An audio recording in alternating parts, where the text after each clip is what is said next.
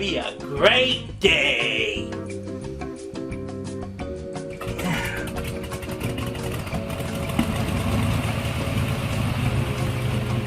Hey Earl, you finally gonna launch that thing into orbit? I'm gonna prove the Earth is the center of the universe if it's the last thing I do!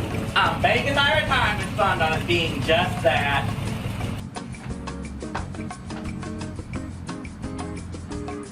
You called for a lift? I can definitely take you as long as the hospital's on your way. Gotta drop off this lady who needs to get an AR-15 out of her someplace. I'll walk!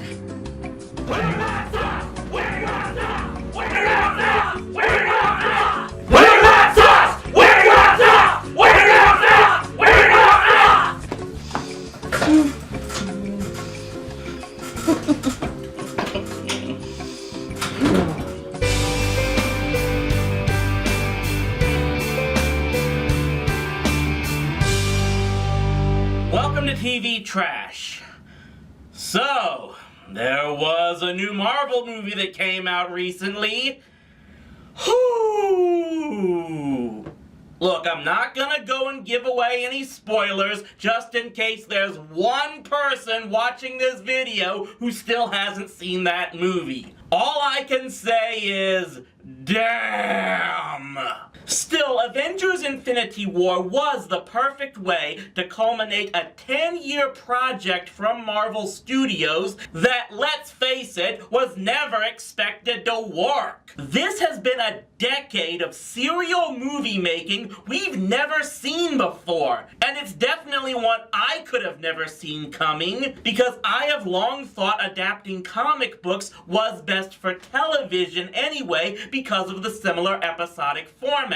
Of course, Marvel hasn't been shy in going that route recently either. However, before this whole grand cinematic and TV universe came to be, Marvel had ventured into television before, and the results were hit and miss. And we're here to look at some of the bigger misses from that period. Welcome, everyone, to the Summer of Marvel! The Marvel animated universe of the 1990s might not be very well known as a whole, and that's likely because it wasn't quite as streamlined as its DC counterpart. DC by the 90s had secured its full partnership with Warner, while Marvel had to do more outsourcing to get its cartoons out. The cartoons based on Iron Man, the Fantastic Four, and the Incredible Hulk were produced by New World Communications, I think. Iron Man and the Fantastic Four aired in syndication as the Marvel Action Hour, while the Incredible Hulk ran on UPN. Yeah, it had no chance. The longest running and likely most known shows for this time period were made with the help of Saban and aired on Fox Kids, X-Men and Spider-Man. Unfortunately, even after the success of those two shows, not much else good came out of that partnership. Their next series, Silver Surfer, only lasted one 13-episode season in early 1998. So the following year, Marvel released a new animated series based on the Avengers. Sort of. From what I researched, the show was loosely based on the 1984 comic book series, The West Coast Avengers, which was basically about the group breaking off into a separate division on the other side of the country. Yeah, Marvel pulled a Justice League Detroit 2 years before there was a Justice League Detroit. By the same token, this show actually aired 2 years before DC's Justice League cartoon was created, so Marvel was in a prime position to get a heads up on the competition. They did not do that. Let's get into the Avengers, United They Stand, and see why. After a title sequence that 90s kid must have taken all of 10 minutes to put together, the first episode begins with Ultron constructing what will become Vision. A living machine, virtually immortal. My greatest creation, Vision.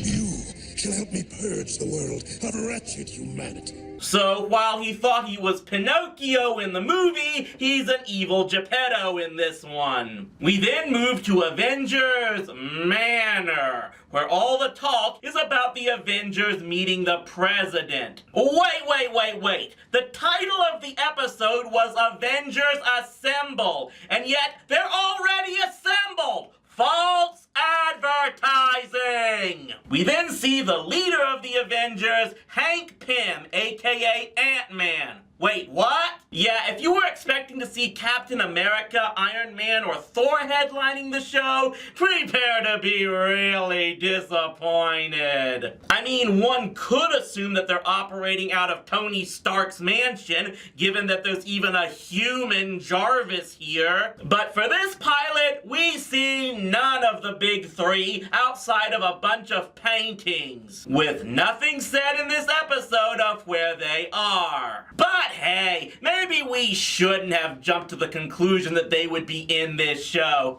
I mean, it's not like they were seen in the title sequence or anything! I think it's hinted that those three did lead the Avengers at some point, but it's never specifically stated. And then it is outright stated that Ant-Man and his wife the Wasp were the ones that founded the Avengers. From what I've read, that is somewhat true to the comics, but still, way to blow off three of the biggest names in Marvel history like that! The rest of the team includes Scarlet Witch, Wonder Man, Tigra, and good night, Hawkeye! Could your get-up scream 90s more? I admit being a Marvel noob whose image of Clint Barton is permanently influenced by Jeremy Renner, but for the record, this character was also a regular in the Iron Man series that aired 5 years earlier, and this was how he dressed there. Here, he's only about 1,000 pouches shy of looking like he belongs in a Rob Liefeld comic. Anyway, Ultron sends Vision and his other forces out to intercept the President in order to get the Avengers out in the open.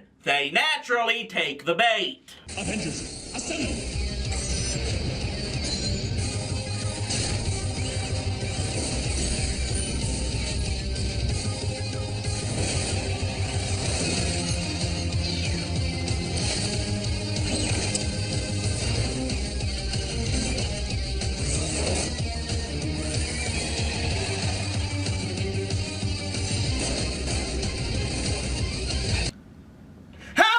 The Sailor Scouts not sue them for infringement? They fly to the President's aid in the fighter jet that every superhero team is required by law to have, and why is Ant-Man piloting the jet and thus leaving the groundwork to everyone else? The guy's ability is to adjust his size, which I think is pretty damn useful for the actual groundwork.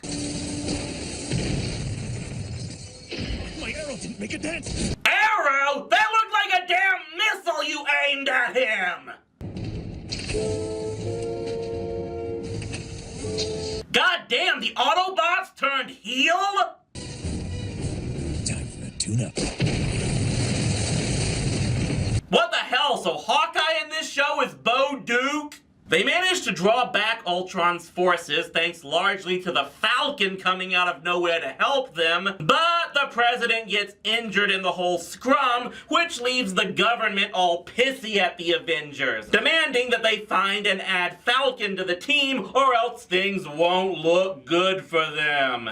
Yep, they're concerned about their PR. Come on, I'm not supposed to cover something from the Ultimate Universe until next time! Pym blames Hawkeye's recklessness and tells him he should lay low for a while, which Clint doesn't take well as he storms out, but not before this weird exposition piece about how Wonder Man is his only friend. Right before Ultron stages another attack to lure everyone out of the mansion so Vision can get Ant-Man alone, but Wonder Man arrives in time to take the hit for him. Where? The Avengers capture Vision, and to save Wonder Man, they have to transfer part of his consciousness into Vision. What if whoever built this jerkin can still control it? Stop, wait. You want to take Wonder Man's mind and put it in that thing? What gives you the right to do this, eh? What gives me the right? We save what we can of Wonder Man in that thing, or he dies right now! Hank? Please, you've got to save him. Wonder Man, of all people, doesn't deserve to suffer such a tragic fate! Who is that guy again? Sorry to sound callous there and here, but this is kind of the problem with the series at large. Generally speaking, we don't know these characters. Who really did outside of huge readers of the comics? Admittedly, I was never a big reader of Marvel comics, so bear with me on this one. But I did try to do as much research as I could regarding this and the other MAU shows and how they compare to their print brethren in making this review. As I mentioned earlier, Ant-Man and the Wasp did essentially found the Avengers in the comics. The original Avengers, not the West Coast Avengers that this series was loosely adapted from, but is still supposed to be the main team, and I've already got your eyes crossed now, don't I? Also, the plot point of Wonder Man's memories being transferred to Vision did come from the comics as well. Only there it was apparently Ultron that did it in Vision's creation at a time when Wonder Man was believed to be dead. He got better. However, these slight variances between the comics and this series in of themselves are not the problem. The problem is how all of these key plot elements regarding the characters and their backstories are just glossed over for the most part. No disrespect intended, but these characters aren't as well known to a mainstream audience as the likes of Spider-Man and Captain America are. And yet the show just automatically starts by saying the Avengers exist, here are the team members, they've worked together for a while, and that's basically it. We're just expected to follow them with very little introduction. And then they pretty much kill off one of those characters just to have him essentially become an entirely different one. Even the reveal that Ultron was first created by Ant-Man, another thing that was true to the comics, isn't done until very late in this second episode. And it's never explained why Pym tried to create artificial intelligence in the first place. Because it's not like we would have wanted to know that, right? It's very difficult to get vested in these characters when they haven't been well known in mainstream pop culture at this time, and you don't spend adequate time establishing exactly who they are. This was something Justice League did a great job of in introducing its characters. If someone hadn't been seen in a previous show from the DCAU, like Flash and the Green Lantern were in the Superman series, their origin into the DCAU, even for a more well-known character like Wonder Woman, was established in the Justice League pilot that was all about the creation of the League. This is also where the Marvel Cinematic Universe got it right, as Kevin Feige and others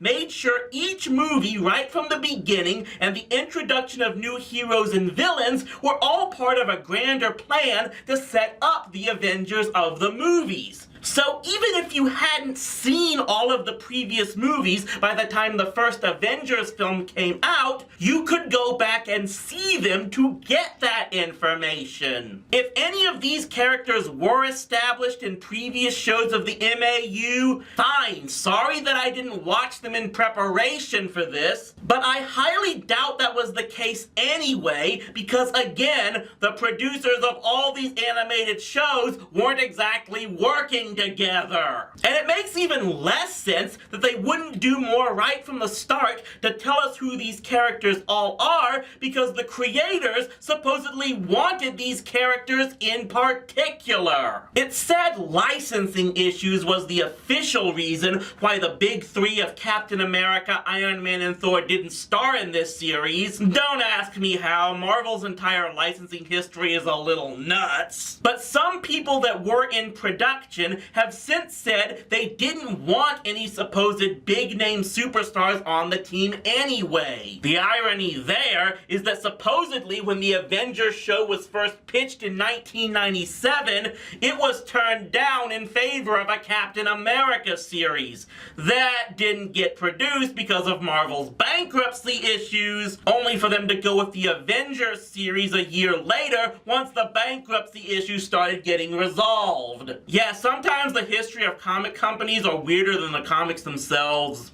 Anyway, the remaining episodes, well, Cap and Iron Man do make an appearance in one episode each, and they did try to craft some storylines, like the romantic subplot between Vision and the Scarlet Witch, and how they eventually rescue Wonder Man from Ultron, and Wanda is finally able to restore him to consciousness late in the season, which supposedly sets up a love triangle between her, Wonder Man, and Vision that was clearly meant to carry over into a second season and be this show's equivalent of Cyclops, Wolverine, and Jean. From what I've read, the proposed second season might have been a lot better. There were also proposed crossovers involving the X-Men, the Hulk, and Thor, in addition to episodes that revealed the backstory of members like Hawkeye and the Scarlet Witch. Unfortunately, that second season never happened, and the Marvel Animated Universe didn't last much longer after that. And that pretty much sums up the only thing I can really think of to say when it comes to this series. Just disappointing. From an objective perspective, the show might not have been terrible, but it did suffer from a lot of trying to be as much like the X-Men and a lot of other extreme 90s action cartoons. But what really hurt was that it focused on characters that were still relatively unknown to viewers and didn't do enough to make us get vested in them. It's like they were just counting on the success of the previous Marvel shows on Fox Kids to carry over and get people interested, and that was never going to be enough. It might have worked had there been more connection to the previous shows, but the lack of cooperation from Marvel's entire animation department removed any chance of that. At least one might say they learned from their mistakes, as one of the executive producers of the Marvel Animated Universe was Avi Arad, who was instrumental in getting the Marvel Cinematic Universe off the ground. And in a way, that's still more impressive than any type of shortcomings the Marvel Animated Universe may have had. But what happened when they tried to make an animated version of their other comic universe? We'll talk about that next time on TV Trash.